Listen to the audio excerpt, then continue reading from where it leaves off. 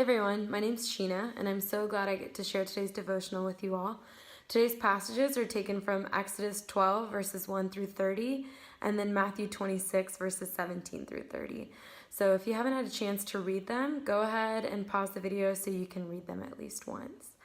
Okay, so we've all heard the story of the Israelites in Egypt thousands of times in Sunday school, which is great. But let's dive a little bit deeper into the Passover story. So in the story of Exodus, we know that God has appointed Moses to help lead the people from slavery in Egypt. Up until this point, God has utilized 9 other plagues to pronounce his power and sovereignty. So this last plague is the one you just read about, which is the death of the firstborn son.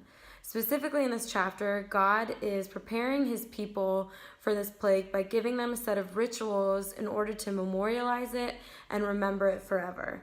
So he didn't really do this with the other plagues. We don't observe the day of boils or frogs.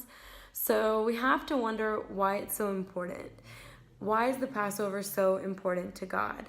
Well, the first principle we can learn from the Passover is that death is the ultimate consequence for sin, and that everyone is guilty of sin.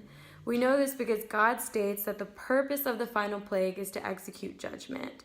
He does so by striking down the firstborn male of all the land of Egypt, slave, royalty, and animals alike. Nothing excludes them from judgment. Now we have to ask, why is the consequence death? Well, if you think about it, the consequences for sin are proportional to the authority of the one you have sinned against. Now, that's a lot of words, but let's try to break it down. So if you disobey your parents, you get grounded or you get your phone taken away, because the consequence for disobeying your parents is proportional to the authority they have over you. Similarly, if you get a speeding ticket, you pay a fine to the government. Now, God is the creator of life. He has power and authority over all. So if you sin against God, the price of that sin is death. So again, death is the ultimate consequence for sin, and everyone is guilty of sin. And that's very daunting and depressing, but don't lose hope yet. So the last principle is that in the midst of our sin, God created a way out. When God brought the plague, he didn't say that the Israelites would be spared because they were sinless, or that he would know who they were simply because they were Israelites.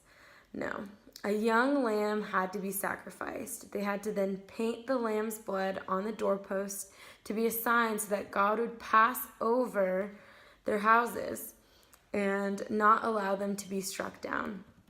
They were also then to eat the lamb and unleavened bread in a particular manner, so that when they partook in the meal, and the Spirit quite literally passed over them, they were memorializing forever this idea of a substitute that saved them from death. It's incredible that the only thing that stood between them and death was the blood of this lamb, but nothing about their character or anything that they did saved them. So we ask ourselves again, why is this all important?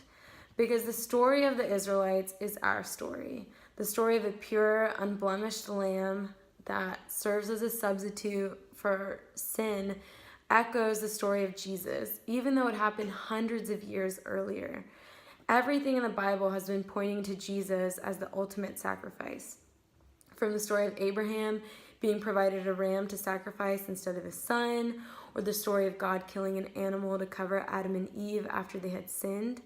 In fact, if we look at the Last Supper, when Christ himself observes the Passover meal with his disciples, he broke the bread and then he shared the cup and said, "This is my blood for the covenant, which is poured out for many for the forgiveness of sins."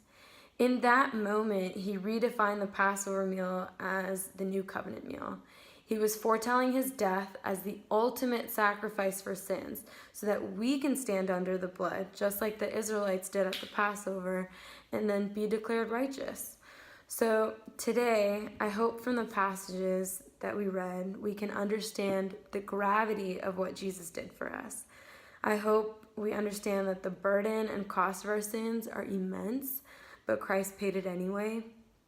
And I hope that we know that nothing we do can exclude us from or qualify us for the grace of God, because it had nothing to do with us anyway, and it had everything to do with Christ's love for us. So as we go into Easter, I hope that when we look at the empty cross on Sunday morning, that we're filled with a sense of awe for the love that God has for us, and that awe continues to fill us every day and leads us into a deeper relationship with Him.